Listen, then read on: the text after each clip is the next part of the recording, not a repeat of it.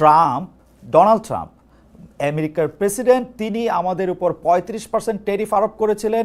সেই 35% ট্যারিফ থেকে এখন ট্যারিফ নেমে এসেছে 20%-এ। সেটা সরকারের বড় সাফল্য হিসাবে বিবেচিত হচ্ছে। কিন্তু সরকারের বড় সাফল্যকে আমরা বড় সাফল্য বলতে পারতাম যদি এই নিয়ে সরকারের মধ্যে নানা ধরনের ঢাক ঢাক গুড়গুড় না থাকতো। সরকার কিন্তু এই আলোচনার জন্য, এই সাফল্যের জন্য সাবাসী দিচ্ছে এখন বাণিজ্য উপদেষ্টা থেকে, কিন্তু সেখানে অনেকদিন ধরে নিরাপত্তা উপদেষ্টাও ছিলেন। তিনি নাকি অনেক কথা বলেছেন এবং সেইটার মধ্যে নাকি নানা ধরনের গোপনীয়তাও ছিল। সেই গোপনীয়তার কারণে এবং গোপনীয়তা ভঙ্গ করার কারণে একজনের চাকরিও চলে গেছে। সেটা কেন গেছে, কিসের বিনিময়ে আমরা 35% থেকে 20% পেলাম, সেটা এখন অবশ্য আমরা জানতে পারছি না।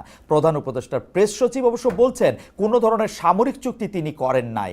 এখন তিনি তো আসলে অনেক জ্ঞানী মানুষ, তার কথা মানে মানে মানে একটা স্পিন ডক্টর বলে একটা কথা আছে, সেরকম একটা স্পিন ডক্টর, মানে উনি চুক্তি করেন নাই এ কথা হয়তো ঠিকও হইতে পারে, হয়তো উনি মেমোরান্ডাম অফ আন্ডারস্ট্যান্ডিং করছেন, হয়তো উনি এমন একটা কিছু করছেন যেটা চুক্তি ছাড়া অন্যরকম নাম দেওয়া হইতে পারে, আমরা জানি না। তো ঠিক আছে, বেনিফিট অফ ডাউট হিসাবে আমরা ডক্টর ইউনূসকে কিছু পয়েন্ট দেই যে ডক্টর ইউনূস হচ্ছে 35% থেকে 20% কমাইতে পারছেন ট্যারিফ আমেরিকার বাজারে, তার জন্য আমাদের ব্যবসা বাণিজ্য বড় বিপদে পড়বে না, সেইটা কেউ কেউ দাবি করতেছেন। আপনি আমাদের মানে ধন্যবাদ জানবেন ডক্টর মোহাম্মদ ইউনূস, আপনি আমাদের ধন্যবাদ জানবেন জনাব বাণিজ্য উপদেষ্টা জনাব বশির, এবং আপনি আমাদের ধন্যবাদ জানেন, কিন্তু আমাদেরকে একটু ভালো করে জানায়েন যে আসলে কিসের বিনিময়। আমি আবারও বলি, 35% থেকে যে 20%-এ আনলেন, কিসের বিনিময়, কোনো কিছু বিনিময় করতে হয়েছে কিনা সেটা একটু ভালো করে একটু জানায়েন। এবার আমরা দেখি যে সরকার প্রধান হিসাবে এই 1 বছর আপনার কেমন ছিল প্রফেসর ডক্টর মোহাম্মদ ইউনূস, প্রিয় অধ্যাপক, প্রিয় স্যার, প্রিয় শান্তিতে নোবেল বিজয়ী। আমি দেখতে পাচ্ছি বা আমরা দেখতে পাচ্ছি ক্ষমতায় আসার পর ডক্টর মোহাম্মদ ইউনূসের গ্রামীণ প্রতিষ্ঠানগুলো বা তার সামাজিক ব্যবসার শাখা প্রশাখাগুলো যে উত্থান, তা নিয়ে অনেক অনেক গণমাধ্যম, সামাজিক মাধ্যম, কিন্তু পরিচিত গণমাধ্যমের মধ্যে নিউ এজ বিশেষ প্রতিবেদন প্রকাশ করেছে, যাকে তারা, আমরা, আমি বলছি কনফ্লিক্ট অফ ইন্টারেস্ট। একটু চোখ বোলান, এর মধ্যে রয়েছে গ্রামীণ ইউনিভার্সিটি অনুমোদন, গ্রামীণ এমপ্লয়মেন্ট সার্ভিসের জনশক্তি রপ্তানির লাইসেন্স পাওয়া, গ্রামীণ টেলিকমের ডিজিটাল ওয়ালেট চালুর অনুমতি। মনে হচ্ছে এগুলি কনফ্লিক্ট অফ ইন্টারেস্ট? মনে হচ্ছে এর একটাও মিথ্যা কথা? মনে হচ্ছে এর একটাও আমরা ডক্টর মোহাম্মদ ইউনূসকে পছন্দ করি না সেজন্য বলতেছি? আরেকটু সামনে যাই। গ্রামীণ ব্যাংকের আগামী 5 বছরের কর মৌকুফ করেছে অন্তর্বর্তী সরকার। গ্রামীণ ব্যাংকে সরকারের শেয়ার কমিয়ে 25% থেকে 10% করা হয়েছে। আগের সরকার থাকলে 666 কোটি টাকা কর দিতে হতো ডক্টর মোহাম্মদ ইউনূসকে। এটা ছিল আদালতের রায়। নিজে ক্ষমতায় আসার পর আদালতের মাধ্যমেই অব্যাহতি পেয়েছেন রাতারাতি। এটা সত্যি যে মানে যে সরকারটা চলে গেছে, যে সরকারটা পালায়ে গেছে, যে সরকারটা পতিত, সেই সরকার ডক্টর মোহাম্মদ ইউনূসকে মামলা দিয়ে নিপীড়ন করেছিল। কিন্তু তিনি নিজে ক্ষমতা আসার পর রাতারাতি যে মামলাগুলি থেকে অব্যাহতি নিলেন, সেটা আইন মেনে, নাকি সাবেক প্রধানমন্ত্রী শেখ হাসিনা সরকারের মতোই ক্ষমতায় এসে রাষ্ট্রপক্ষ হওয়ার সুবিধা নিয়ে সব প্রত্যাহার করিয়েছেন? অথচ নতুন বাংলাদেশ, নতুন বন্দোবস্তের উদাহরণ তৈরি করতে ডক্টর ইউনূস মামলায় লড়ার ঘোষণাও দিতে পারতেন। লড়াইয়ের পর জিতলে মামলাগুলো মিথ্যা, সেটা বেশি প্রমাণিত হতো। অনেকেই বলে থাকেন যে বিএনপি ক্ষমতা থাকলে বগুড়া, আওয়ামী লীগ ক্ষমতা থাকলে গোপালগঞ্জ, এরকম করে নাকি অন্তর্বর্তীকালীন সরকার ও চট্টগ্রাম। এই কথা কি আসলে ঠিক? অন্তর্বর্তীকালীন সময় কি চট্টগ্রাম গোপালগঞ্জের জায়গা বা বিএনপির সময়কার বগুড়ার জায়গা নিছে? আমরা তো জানি না তেমন কিছু, কিন্তু দুই একটা খবরের দিকে আপনারা দৃষ্টি দেন। এই সরকারের যে উন্নয়ন বরাদ্দ, যে এডিপি, সেইটার অর্ধেকের বেশি এই বছর চট্টগ্রামের জন্য। অন্তত অর্ধেকের বেশি না হোক, অর্ধেকের বেশি চট্টগ্রামের জন্য। প্রথম 10 মাসে সেই এডিপির 1,12,000 কোটি টাকার ব্যয় অনুমোদন করা হয়েছে শুধুমাত্র চট্টগ্রামের জন্য। মানে 1,12,000 কোটি টাকা যে ব্যয় অনুমোদন করা হয়েছে, এই উন্নয়ন বরাদ্দের অর্ধেকের অর্ধেক ব্যয় হবে রাজধানী চট্টগ্রামের জন্য। এটা কি কোইন্সিডেন্স যে ডক্টর মোহাম্মদ ইউনূসের বাড়ি চট্টগ্রাম? সরকার গঠনের শুরু থেকেই ডক্টর মোহাম্মদ ইউনূসের বিরুদ্ধে স্বজনপ্রীতির একটা, আমি অভিযোগ বলবো না, এটা অভিযোগ না, এটা স্বজনপ্রীতি প্রশংসাও হইতে পারে যে আপনি আপনার স্বজনের জন্য ভালো, যে তার স্বজনের জন্য ভালো সে তো ভালোই। কিন্তু ডক্টর মোহাম্মদ ইউনূসের ব্যাপারগুলো আপনারা দেখেন, এটা কখনো আত্মীয় প্রীতি, কখনো গ্রামীণ ব্যাংক প্রীতি, কখনো চট্টগ্রাম প্রীতি। ডক্টর মোহাম্মদ ইউনূস স্বাস্থ্য উপদেষ্টা হিসেবে নিয়েছেন গ্রামীণ ব্যাংকে নূরজাহান বেগমকে, প্রধান উপদেষ্টার কার্যালয়ে এসডিজির মুখ্য সমন্বয় করেছেন ইউনূস সেন্টারের লামিয়া মুর্শেদকে, নিজের ভাতিজাকে নিয়োগ দিয়েছেন প্রধান উপদেষ্টার প্রেস উইংয়ে। ক্ষমতায় এসে প্রধান উপদেষ্টা শুরু থেকেই বলছেন ছাত্ররা তাকে ক্ষমতায় বসিয়েছেন, এটা জুলাই মিত্রদের বিভাজন উস্কে দিয়েছে। তিনি সমন্বয়কদের রাজনৈতিক দল গঠনে উৎসাহ দিয়েছেন, যার কারণে এনসিপিকে সরকারি দল কিংস পার্টি বলা আরও সহজ হয়েছে। যখনই তিনি মনে করেছেন যে না তিনি আর কি বলে জানি আর ক্ষমতায় থাকবেন না, তখন তিনি ডেকে বলছেন এনসিপিকে। যখন তিনি বলছেন যে না তার রাজনৈতিক দলগুলির সাথে কথা বলা দরকার, প্রথমে তিনি মাত্র 4 জনের সঙ্গে কথা বলবেন, সেই 4টি পার্টির মধ্যে যে পার্টিটি এখনো অনুমোদন পায় নাই সেই এনসিপিকে ডাকা হয়েছে। এই জুলাই আন্দোলনের master mind, meticulous design, reset button এসব বলে ডক্টর ইউনূস মূলত ষড়যন্ত্র তত্ত্বকে উস্কে দিয়েছেন পতিত রেজিমের লোকজনের কাছে। এইটার ফল আমরা আজকে দেখতে পাচ্ছি। আজকে আমরা দেখতে পাচ্ছি কখনো নাহিদ বনাম সাদিক কায়ুম, কখনো আসিফ বনাম আর্মি, কখনো উমুক বনাম তুমুক, এগুলি একজনের বিরুদ্ধে।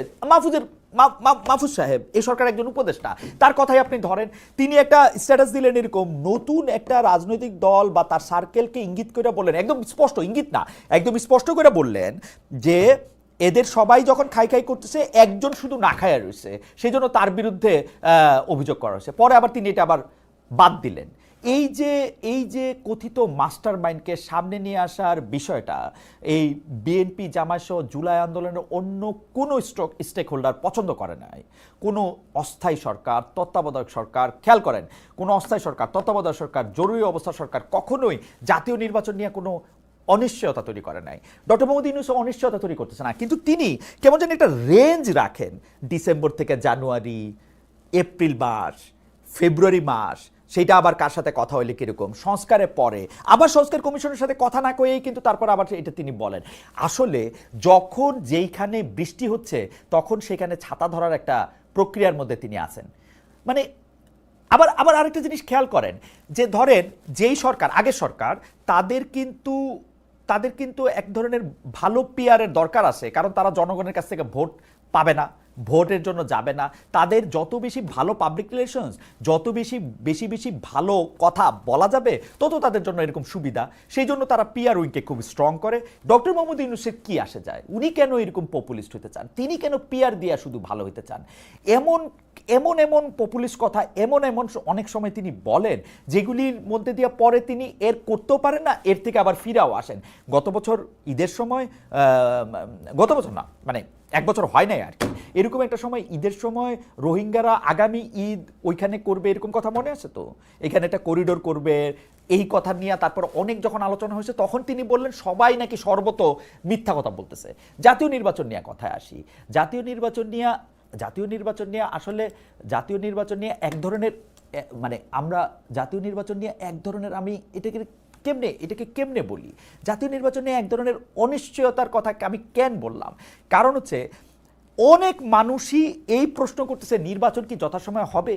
সরকারের প্রেস উইংয়ে 100 বার কইতে হয়েছে ডক্টর মোহাম্মদ ইউনূস যেটা বলছেন তার বাইরে যাবেন। এখন ডক্টর মোহাম্মদ ইউনূস আসলে কি বলছেন, জাতীয় নির্বাচনের মাধ্যমে ক্ষমতা হস্তান্তরের জন্য তিনি টাইমলাইনটা কি ঠিক করছেন, তিনি কি আসলে নির্বাচন চান, ক্ষমতা ছাড়তে চান? সবশেষ তিনি মানে কিছু পলিটিক্যাল পার্টিদের সাথে আলাপ কইরা সেই পলিটিক্যাল পার্টি আইসা ঘোষণা করলেন 4-5 দিনের মধ্যে একটা খুব গুরুত্বপূর্ণ ঘোষণা আসবে, নির্বাচনের তারিখই আসবে, এরকমই বলা যেতে পারে। কিন্তু সেই ঘোষণা কিন্তু প্রেস উইং বললো না, এবং প্রেস উইং নাও করলো না যে না এরকম কোনো আলোচনা হয় নাই। আমরা কিন্তু 4-5 দিন পার হয়েছে, আমরা কিন্তু এখনো কিছু জানতে পারে নাই। বিএনপি যখন ডিসেম্বরের নির্বাচনের দাবিতে চাপ দিচ্ছিল তখন ডক্টর ইউনূস এনসিপি নেতাদের ডেকে বললেন তিনি ক্ষমতা থেকে সরে যেতে চান। এনসিপি নেতাদের ক্যাবিনেটেও বিষয়টি তুলেছিলেন। এইগুলি আচরণ কি সরকারি, মানে আবার লন্ডনে গিয়া আরেকটা পার্টির মানে জনাব তারেক রহমানের সাথে উনি দেখা করে আইসা বললেন ইলেকশন হইলে ফেব্রুয়ারিতে হইতে পারে। আবার বিদেশি সাংবাদিকদেরকে যখন তিনি মানে কেন তার এই সংস্কার প্রস্তাব, কেন এইসব তার ভালো ভালো কথা তিনি পলিটিক্যাল পার্টির কাছে ছেড়ে দেন না, এই প্রশ্নের উত্তরে তিনি বিদেশিকে বলে আসলেন বাংলাদেশের লোকজন আসলে এত বেশি কেয়ার করে না কার নির্বাচনের ইশতেহার কেমন, বাংলাদেশের লোকজন কেয়ার করে হচ্ছে কে টাকা দিতেছে তাকে ভোট দিয়ে দেয়। সত্যি আপনি এরকম মনে করেন, মানে যে টাকা দিতেছে তার এরকম ভোট দিয়ে দেয়? আমার ধারণা আপনি এরকমই মনে করেন, এবং এই মনে করাটা মানে আমি যে আপনাকে খুব বাদ দিয়ে দিব যে না বাংলাদেশের মানুষ কোনোদিন টাকা দেয় ভোট দেয় না, ভোট বাংলাদেশের মানুষ পবিত্র আমানত মনে করে, এইটা আমি মনে করতে পারি না। মনে হয় আপনি ঠিকই বলতেছেন। এখন পলিটিক্যাল পার্টিগুলি তো এই কাজই করবে, তাই না? টাকা দিবে, বাংলাদেশের লোকজন তো এমনই, তাই না? টাকা দিয়ে ভোট দিয়ে দিবে, তাহলে ভোট দিয়ে না, আপনিই থাকেন, আপনিই থাকেন। আপনি আপনি আপনি তো ভালো দেশ চালাতেছেন, কিন্তু ভালো দেশ কি চালাইতেছেন আসলে? যেসব বাংলাদেশি লোকজনের কাছে আপনি সাক্ষাৎকার দিচ্ছেন, এর মধ্যে প্রধান হচ্ছে নিউ এজের সম্পাদকের সঙ্গে সে সাক্ষাৎকার। সেই সাক্ষাৎকারের ক্ষেত্রে, কারণ এছাড়া এটার আমি কেন প্রধান করতেছি, অনেকেই আপনার সাক্ষাৎকার কিন্তু নিছে, সেই সাক্ষাৎকারের মধ্যেও প্রবণতা প্রশ্ন নয়, প্রশংসা করতে এসেছি, এরকম মনে হয়েছে। তো নুরুল কবির সাহেব যে সাক্ষাৎকার নিছে, সেই প্রশ্নের জবাবে কিন্তু আপনি অকাতরে নিজের ব্যর্থতা, অক্ষমতা, অসহায়ত্ব নানাভাবে ব্যাখ্যা করছেন। এই এক বছরে আপনি ডক্টর মোহাম্মদ ইউনূস একটু তাকান, আপনি পৃথিবীর সব দেশ মানে আপনার আগের আরেকজন বাঙালি নোবেল পাইছিলেন যার নাম রবীন্দ্রনাথ ঠাকুর, ইনি আমি শুনছিলাম 18 বার নাকি 20 বার এই পৃথিবী প্রদক্ষিণ করছেন। আপনি মনে হয় কয়েকশো বার পৃথিবী প্রদক্ষিণ করছেন, তাই না? আপনার তো পৃথিবীর কোনো দেশে থাকার জন্য, যাওয়ার জন্য আপনার আলাদা কোনো আগ্রহ থাকার মানে কথা না আর কি, জাস্ট খালি বিদেশে ঘোরার জন্য। কিন্তু এই এক বছরে আপনি বিদেশ সফরে যে গেছেন, এর মধ্যে 10 বারের বেশি গেছেন। এর মধ্যে রাষ্ট্রীয় সফর আছে, আবার কিছু সফর আমার দেখে মনে হয়েছে ব্যক্তিগত পুরস্কার নেওয়া, মাঝারি মানের কিছু সরকারি রাষ্ট্রীয় কর্মকর্তাদের সাথে অংশগ্রহণ করা, এনজিও ধারার কিছু সম্মেলন ইত্যাদি ইত্যাদি। এগুলিকে রাষ্ট্রীয় সফর হিসাবে দাবি করছে অন্তর্বর্তী সরকার, কিন্তু এগুলি কি আসলে রাষ্ট্রীয় সফর ছিল কিনা সেটা নিয়ে আমাদের ঘোরতর সন্দেহ আছে। এবং আপনি কিন্তু একটা বিশাল প্রেস উইং নিয়ে আপনি বিদেশে যান, এবং এই প্রেস উইংয়ের কাজ থাকে হচ্ছে আপনাকে সবচেয়ে ভালো দেখানো। এর মধ্যে আমরা নিশ্চয়ই ভুলা যায় নাই, সবচেয়ে সমালোচিত হলো লন্ডনে গিয়ে ব্রিটিশ প্রধানমন্ত্রীর সাক্ষাৎকার না পাওয়া। আপনার প্রেস উইং প্রথমে বলছিল যে তিনি কানাডা চলে গেছেন, আবার সেই রাষ্ট্রীয় সফরের নামে আপনি আসলে তখন বিএনপির প্রধানের সাথে বৈঠক করে আসছেন। মানে ডক্টর মোহাম্মদ ইউনূসের আমি আসলে মানে আমি জিনিসটা কীভাবে বলি, ডক্টর মোহাম্মদ ইউনূসের থেকে আমাদের আশা আসলে অনেক অনেক অনেক অনেক গুণ বেশি ছিল। কিছু কনফ্লিক্ট অফ ইন্টারেস্টের কথা আমি বললাম, ডক্টর মোহাম্মদ ইউনূসের এগুলি দরকার ছিল না। ডক্টর মোহাম্মদ ইউনূস অনেকে বলে থাকেন, কেউ তার সাপোর্টাররা বলতেছেন আমারে যে ভাই উনি তো কয়দিন পর অবসরে চলে যাবেন, অবসরে যাওয়ার পরে উনি যেসব কাজ করবেন সেই কাজগুলি নাইলে তিনি গুছাইতেছেন, তো এতে কী অসুবিধা হয়েছে? ভাই ডক্টর মোহাম্মদ ইউনূসের কি কাজের অভাব? তিনি কাজ করতে চাইতেছেন। 80 বয়সের বেশি, 82-83 বছর বয়সের একজন প্রবীণ মানুষ, সারা পৃথিবীতে চেনা মানুষ, তিনি এগুলি করবেন? এইটা যে কনফ্লিক্ট অফ ইন্টারেস্ট সেটা তিনি বুঝবেন না। তিনি বলেন যে গ্রামীণ হচ্ছে তিনি তো গ্রামীণের মালিক না, তো তিনি তো গ্রামীণের ট্রাস্টি। গ্রামীণে একটা লোকের নিয়োগ হয় তার চাওয়া ছাড়া, আপনি আমারে বলেন তো গ্রামীণের মালিক হওয়া কাকে বলে? মানে কেন? মানে গ্রামীণের নামে আপনি যখন একটা ম্যান পাওয়ার প্রতিষ্ঠান নেন, একটা ইউনিভার্সিটি নেন, একটা ইয়ার মধ্যে নিজে সাইন করেন, ডক্টর মোহাম্মদ ইউনূস আপনি কি বুঝতে পারেন যে এটা একটা কনফ্লিক্ট অফ ইন্টারেস্ট হয়? ডক্টর মোহাম্মদ ইউনূস আপনি প্রায়ই বলে থাকেন যে সুযোগ হেলায় হারানো যাবে না। নিজেকে একজন আদর্শ শাসক হওয়ার, শাসক হিসেবে আদর্শ মডেল হওয়ার সুযোগ আপনি হেলায় হারাইতেছেন না। যাই হোক, আপনার উপদেষ্টাদের মানে অন্যদের কথা একটু আসি সবচেয়ে আলোচিত উপদেষ্টাদের একজন প্রফেসর ডক্টর আসিফ নজরুলের কথায়। ডক্টর আসিফ নজরুল আপনি আইন উপদেষ্টা হওয়ার পরে আপনি নিজে যত বেশি আমি কি বলবো ভয় ভীতির পরিচয় দিছেন, এত ভীতু লোক আপনি কখনোই ছিলেন না আমার মনে হচ্ছে। কারণ হচ্ছে আপনি পপুলিস্ট জায়গা থেকে কেউ আপনাকে কোনো কিছু বললে সেগুলিকে আপনি এত বেশি গুরুত্ব দিচ্ছেন, এবং গুরুত্ব দিতে দিতে নিজেকে হাস্যকর হিসাবে প্রমাণিত করছেন।